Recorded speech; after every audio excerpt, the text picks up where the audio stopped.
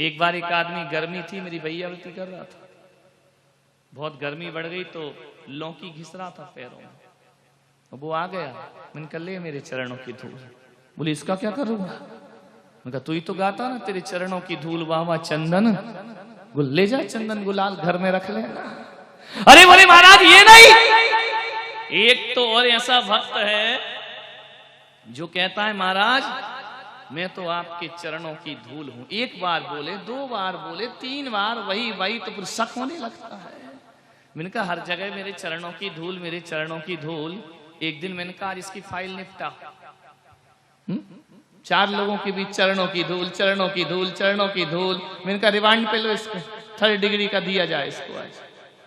मैंने कहा क्या बोल रहा है? बोले मैं आपके चरणों की धूल हूं। मैंने कहा मैं भी तुझे इसी लायक समझता हूं, मेरी नजरों में तेरी इससे ज्यादा कोई औकात नहीं है। अरे बोले महाराज आप कैसा बोलते हो?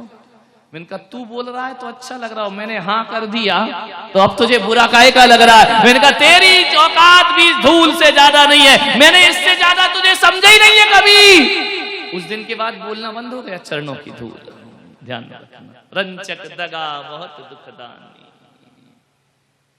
कभी किसी शेर को देखना, चीते को देखना, जब वह शिकार पर बैठता है तो दोनों पंजे आगे फैला लेता है, ऐसे बैठता है जैसे बड़ा भोला भाला तपश्चर्या कर रहा हो, लेकिन जैसे ही शिकार दिखता है सब पंजा फैलाना भूल जाता है, छलांग लगाता है, वो गर्दन दबोच लिया। ये छल कपट पूर्ण व्यवहार।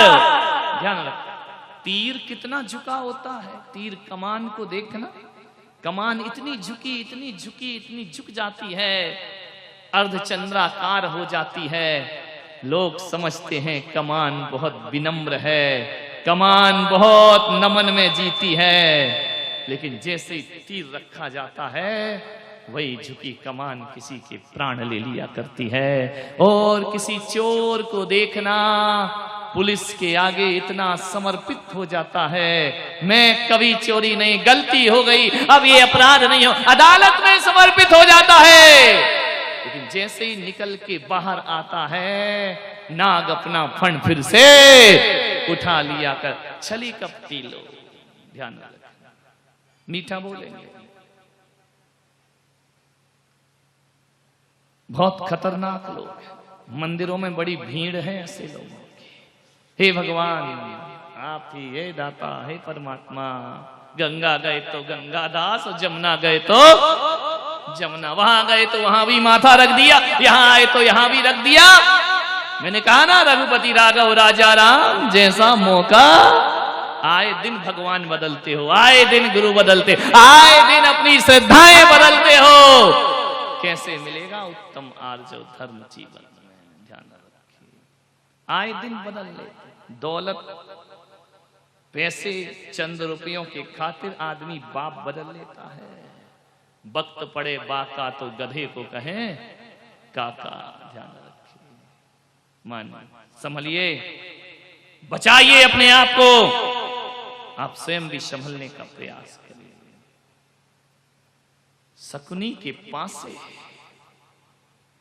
कितने मीठा बोलता था शकुनी, भांजे, जीजा श्री, बहन श्री, लेकिन उसने एक एक पासा फेंक कर अपने बहन का घर बर्बाद कर डाला। ध्यान रखिए, दुर्योधन को बचपन से इतना जहर बो दिया उसके अंदर, खून खून का प्यासा हो जाया करता है। एक बात याद रखना, ससुराल दीवाल को खराब करता है आला, जिसमें दिया रख दिया जाता है, दीवाल को खराब करता है आला, ससुराल को खराब करता है साला। ध्यान रखिए, यदि साला आकर रह जाए महाभारत शुरू हो जाए।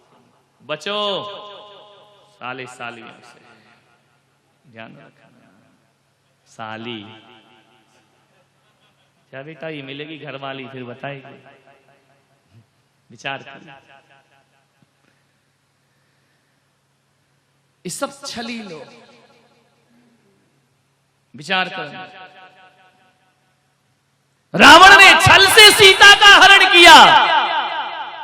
यदि रावण के रूप में आता तो सीता का अपहरण कभी नहीं होता, लेकिन रावण जब साधु का भेष धारण कर लेता है छल और कपट से, तो सीता जैसी रानी भी धोखा खा जाया करती है, ध्यान रखिए।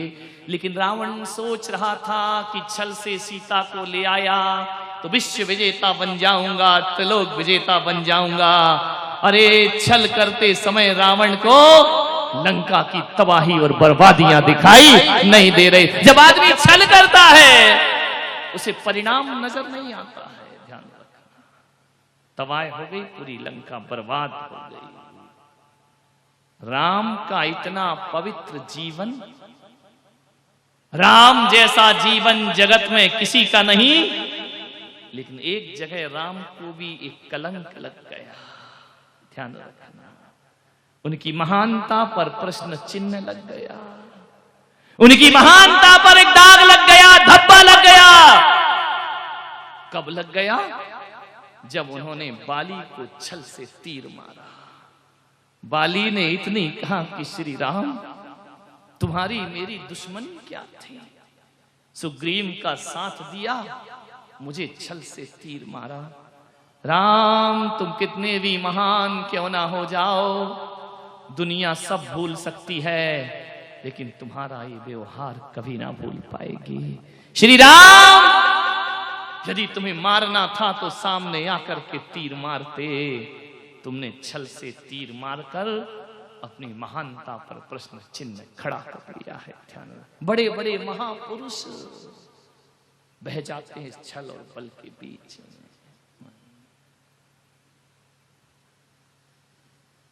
छलना ही तो थी ये सब, छल कपट पूर्ण व्यवहार। बहुत मीठे लोग मिलेंगे, कभी देखना एक गन्ना होता है और एक जलेबी होती है, दोनों ही मीठे होते हैं। गन्ना भी मीठा है, जलेबी भी मीठी है, लेकिन एक बात याद रखना, गन्ना सीधा है, जलेबी कैसी है? कैसी है? कौन बोला महिलाओं की तरह? ये जलेबी है तो बेटा तुम इमरती से कम नहीं हो। गन्ना सीधा है, जलेबी टेढ़ी मेढ़ी है। मैंने सोचा ये मीठे तो दोनों हैं, एक टेढ़ा मेढ़ा क्यों, एक सीधा क्यों? बहुत सोचा तो इसी विचार पर पहुंचा कि गन्ने की मिठास उसकी तपस्या की मिठास है। वो खेत पे खड़ा हुआ तप करता है, उसकी मिठास बाहर से नहीं डाली गई, उसकी मिठास भीतर से पैदा होती है। जो भीतर से पैदा होती है मिठास, वो आर्जव धर्म हुआ करती है, और जो मिठास बाहर से डाली जाती है वो टेढ़ी मेढ़ी जलेबी हुआ करती है। मीठा दिखती तो है लेकिन बड़े प्रपंच होते हैं उसमें, जलेबी की तरह, इमरती की तरह बाहर से मिठास डाली गई। इसलिए ध्यान रखना, गन्ने को कोई जड़ से नहीं खाता है, उसकी जड़ को बचा के रखता है। काना पौड़ा पड़ा हाथ ये चूसे तो रोवे, फले अनंत जो धर्म ध्यान की भूमि विषय बोवे। काना पौड़ा क्या होता है? गन्ना। ध्यान 12 भावों में पढ़ते हो, काना पौड़ा पड़ा हाथ ये चूसे तो रोवे। गन्ने को कोई जड़ से खा लेगा तो अगले साल गन्ना नहीं पा सकता है। गन्ने को ऊपर से काटा जाता है, जड़ को छोड़ दिया जाता है, वह जड़ अगले साल फिर गन्ना बन करके प्रकट हो जाया करती है। गन्ने को जड़ से नहीं खाते हैं, उसको पूरा समाप्त नहीं करते हैं, क्योंकि उसकी मिठास स्वाभाविक है। जलेबी की तो जड़ ही नहीं है। ध्यान रखना, जो छल कपट करते हैं उनके व्यवहार की कोई जड़ें नहीं हुआ करती हैं, वो अविश्वास का पात्र बन जाता है। मंथुरा का छल, कैकेयी का छल, सबको मालूम है किस तरह से इन्हें छल करके अपने जीवन को बर्बादियों की धार पर ले जा करके बहा दिया। ध्यान रखिए, एक बांसड़ा होता है, देखा बांस, एक बांसुरी होती है। उसी से बनती है, ध्यान रखना। एक बार रुक्मणी ने, सत्यभामा ने नारायण कृष्ण से पूछा, क्या मुरलीधर हमेशा मुरली बजाते रहते हैं? ओठों से लगा के रखते हो, सोते हो तो बाजू में रखते हो, चलते हो तो कमर में फंसा लेते हो, आखिर इस काली कलूटी मुरली में है क्या? छेदों वाली छेद ही छेद जिसके सीने में है, इससे सुंदर तो नारायण हम लगते हैं। आप हमें इतना प्यार नहीं करते जितना मुरली से प्यार करते हैं। कृष्ण ने कहा कि रुक्मणी, मुरली की विशेषता है। बोली क्या विशेषता है मुरली में? बोले मुरली की सबसे बड़ी विशेषता है, एक तो ये बिना बुलाए बोलती नहीं है, समझ गए? जब तक मैं उसे आदेश नहीं करूं, फूंक नहीं मारूं, तब तक बोलेगी नहीं। और रुक्मणी तुम समझ गए क्या?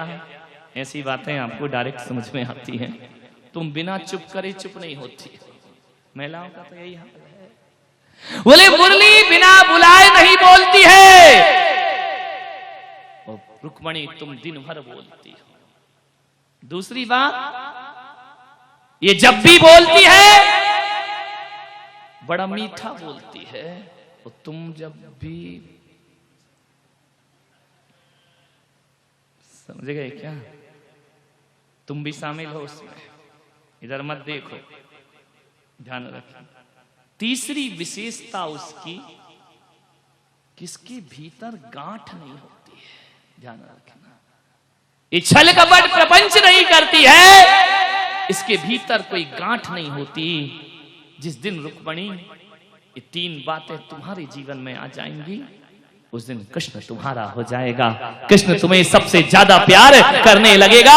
एक तो बिना बुलाए बोलो मत, एक जब भी बोलो तो मीठा बोलो, और बोलते समय मन में कोई गांठ मत रखिए।